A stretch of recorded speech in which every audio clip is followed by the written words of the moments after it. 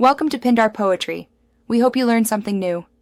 In this video, I will show how to open Nissan Altima key fob full guide. Gently press the release tab and slide out the emergency key, then wedge a small flathead into the seam and twist slowly to separate the two halves.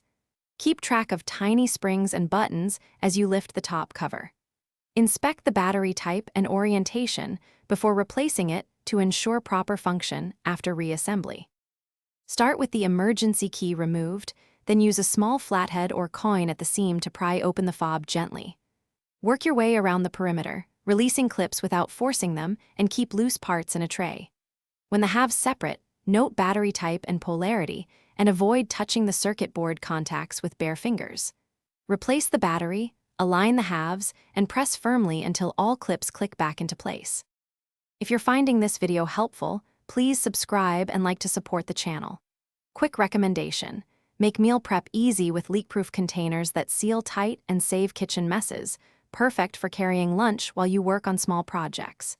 They stack neatly and are dishwasher safe, which makes life simpler when hands get greasy during repairs. Check the video description for the product link and other deals. Now let's get back to the video.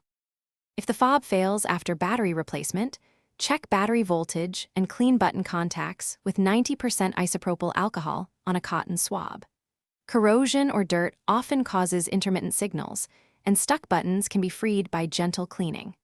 Confirm the new battery matches the original size and polarity, and inspect clip alignment during reassembly.